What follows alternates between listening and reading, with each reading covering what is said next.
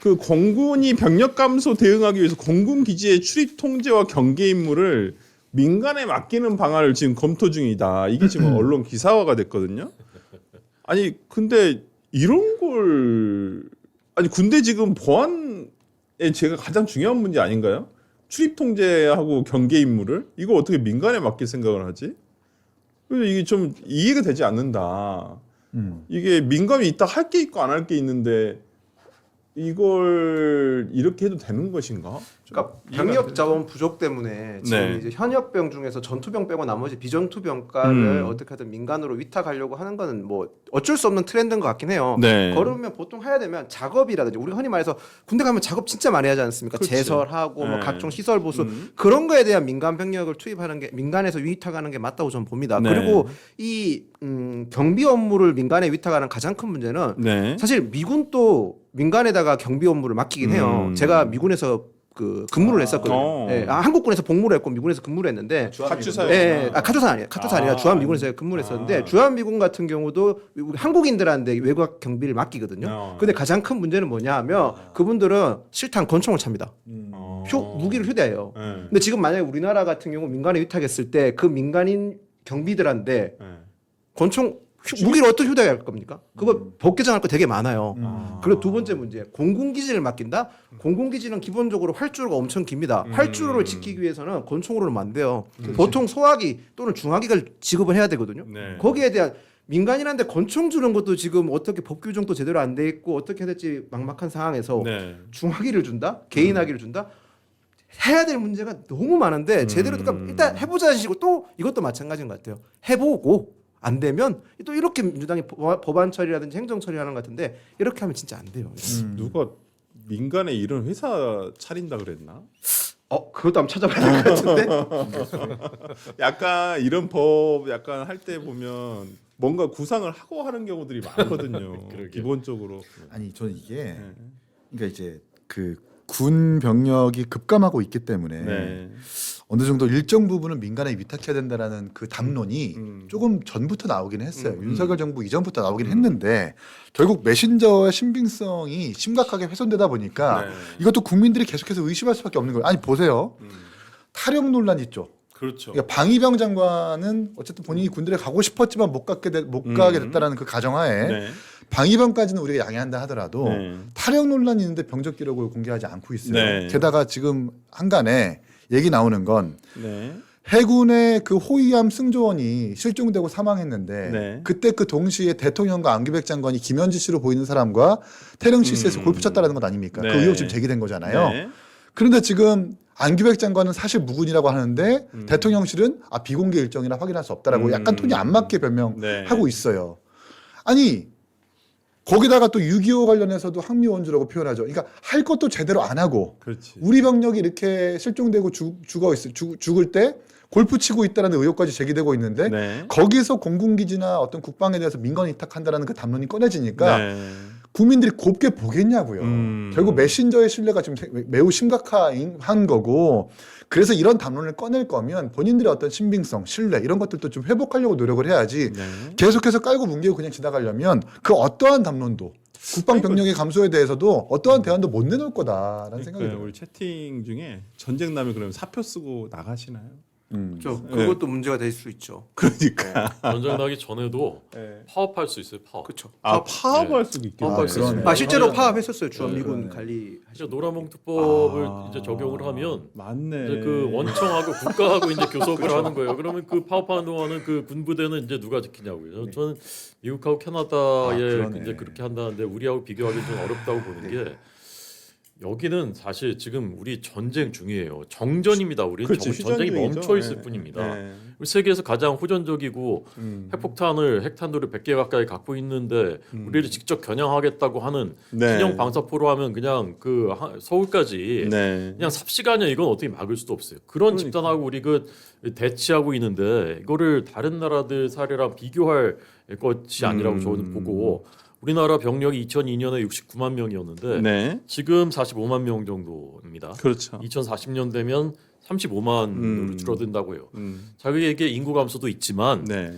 이게 뭐냐? 좌파 정권이 들어설 때마다 군 복무 기간을 엄청나게 줄입니다. 그렇죠. 거기에서 병력 감소가 나오는 거예요. 저는 네. 이것이 그냥 단지 우연의 일치일까? 저는 굉장히 의구심을 갖고 있어요. 네. 이상하게도 좌파 정권이 들어설 때마다 대한민국의 국방력이 회복 불가능할 정도로, 그러니까 다시 돌이킬 수 없을 정도로 계속 약화됩니다. 그러니까. 그중에 제일 심각한 것은 병력이에요. 네. 복무 기간은 사실 다시 늘릴 수가 없거든요. 그렇죠. 그러니까 불가역적으로 줄어드는 거거든요. 그러다 보니까 이제 병력이 모자라네 그러면은 뭐 아웃소싱 민간에다 줘야 되겠네. 이제 이러는 거거든요. 제가 재작년에 어느 군부대에 한번 무슨 행사가 있어서 간 적이 네. 있는데 군부대 앞에 사시는 그 전방인데 네. 그 할아버지 주민께서 그러더라고요. 아 근데 문재인 정부 때는 훈련하는 거 한 번도 못 봤어 이러시더라고요. 아, 그 부대가 그렇죠. 굉장히 우리나라 육군 중에 강군이라고 소문나 있는 그 부대입니다. 그런데도 불구하고 훈련 나가는 꼴을 못 봤다는 거예요. 문재인 정부 때. 윤석열 정부 초기쯤이었거든요 그때가. 뭐, 네. 그러니까 이렇게 되는 겁니다. 네. 이게 조용조용히 그냥 우리나라 국방력이 무너지는 거예요. 근데 우리나라가 자주 국방해야 된다고 하면서 전작권은 그렇게 악착같이 미국에서 어떻게든 가져오겠다고 하면서 우리나라 국방력은 왜 이렇게 무너뜨리고 뭐 할 수 있는 건 다 민간으로 넘기겠다라고 합니까? 네. 이런 뉴스가 가능하겠네요. 그 공군기지 경호를 맡고 있는 민주노총 공군부대 소속 노조원들이 외곽부대 경계 확대를 두고 이에 반발하며 원청인 대통령이 직접 나서라고 집회 시위에 나섰습니다. 뭐 이런 식의 가정이 가능해지는 거잖아요. 뭐 가능한 예, 이유가 무서운 세상이네요. 원청 나와라. 아, 예. 원청 나와라. 국군 통수권자가 원청이니까. 대통령 나와라! 공군기지 앞에서. 지금 앞에서 시도하고 있잖아요. 그럴 수 있어요. 충분히 그럴 수 있습니다. 이거 진짜 그러네. 아니 왜 그러냐면 이거 이제 보통 대체가 가능한 어떤 영역이면 다른 회사가 있다거나 이렇게 할 수가 있잖아요. 근데 이건 약간 특수한 분야라고 한다면 만약에 그걸 제일 처음에 수주하는 민간 기업이 있다고 한다면 바꾸기도 애매해지거든요, 진짜. 이거 뭐 계속 영속성이 있는 업무이기도 하고. 줄 수도 없어요. 민간인한테 아까 말씀하셨죠. 총을 줄 수 있어요? 법개 정부터 해야 실탄 줄 됩니다. 수 있어요? 네. 그러니까. 그 총기 실탄 없으면 경계를 어떻게 하죠? 그렇죠. 또 3단봉 들고 나갑니까? 또 3단봉 들고 나가?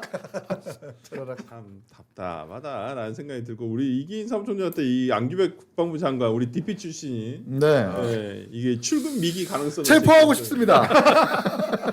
만약에 때려병이 진짜 맞다면. 체포로 가야 되는데 진짜. 이제 방위병이잖아요. 방위병은 부대 내에서 계속 그 주둔하면서 생활했던 사람이 아니라 출근 퇴근을 하는 사람인데 네. 이게 타령에는 여러 가지가 있어요. 현지 이탈만 타령이 아니라 네. 담 넘어서 나가는 것도 타령이고 그렇죠. 출근을 안 하는 것도 타령이고 네. 휴가 나갔다가 안 들어온 것도 타령입니다. 그렇죠. 그런데 본인은 소집 해제됐다가 어머니가 부대 간부들에게 밥을 사줬는데 그걸 조사받는 그 일수가 복무 일수에 안 들어가다 보니까 다시 들어와서 복무하라고 했다. 네. 그 일수 그 기간 학교 기간까지 산입되다 보니까 네. 22개월이라고 주장하는 건데 네. 이게 좀 이 말도 안 맞는 게 조사를 받는다고 해서 그게 복무 기간이 산입 안 되는 건 아니거든요. 아, 복무 기간 그렇죠. 포함이 네. 돼요. 네. 조사 기간만으로는 아. 제외되지 않습니다. 아 근데 어머니가 잘못한 걸 왜 아들인 현역병한테 조사를 하는 그리고 경우가 우리 있나요? 병무청이 아무리 쌍팔년도 군대 그때 당시에 되게 중업구식으로 운영됐다 하더라도 왜 일개 병사가 학교 다닌 기간까지 복무 기간에 사립을 해줘요? 말이 안 되죠 정말. 그러니까 이제 김영수 소령이 이거 DP가 서울까지 가가지고 잡아왔다라고 얘기하잖아요. 네. 안 그러면 날 고소해라 구속돼도 좋다. 그럼 뭔가 믿는 구석이 있는 거고 이분이 또 계룡대 근무지원단에서 일했다는 것은 육군 계룡대가 전국의 전군 정보들을 많이 취급하고 있는 곳이기 때문에 그리고 또 1급 기밀이라는 모티브 영화의 어떤 주인공이기도 하잖아요. 저분이 저렇게 자신 있게 얘기하는 건 뭔가 근거가 있는 거예요. 그래서 병적 기록을 빨리 공개하면 되는 건데 아직도 안 하고 있으니까 답답한 거죠. 그냥 소위 말하는 눈치고 넘어가려는 것 같아요. 맞아요. 시간 끌면서.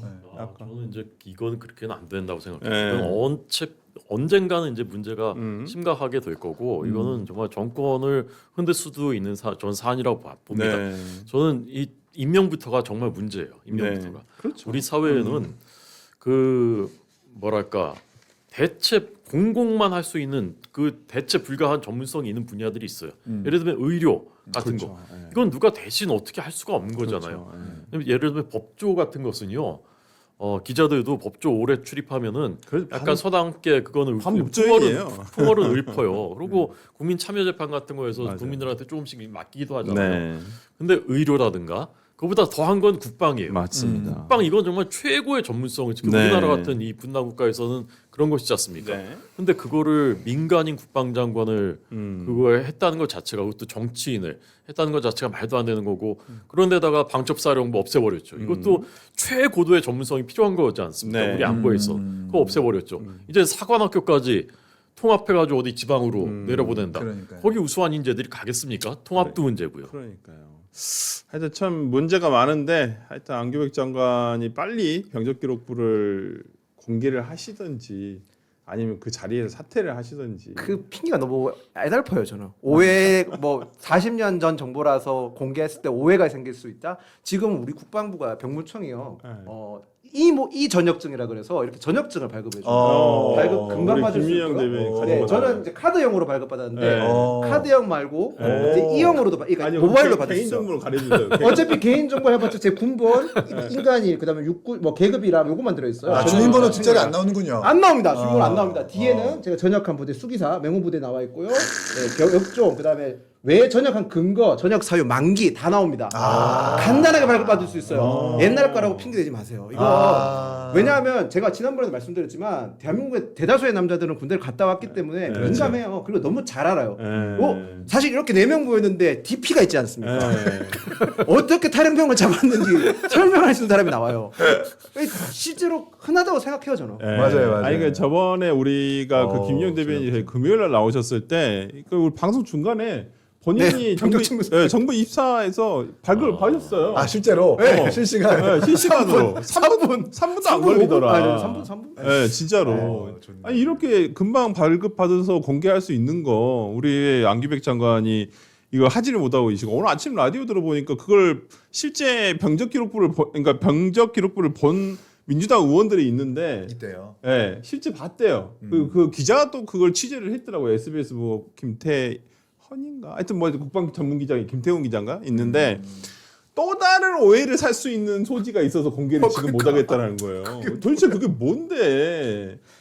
그렇다는 거예요. 그래서 그 소지에 대한 어떤 오해의 소지에 대한 어떤 반대 자료를 다 취합한 다음에 공개를 하든지 하겠다. 군무 이탈 말고도 다른 뭔가 있을 수 있다는 거잖아요. 그죠? 예, 뭐 그런가 봐요. 그래서 네, 온라인에 많이 지금 떠들고 있지 않습니까? 뭐 온라인에.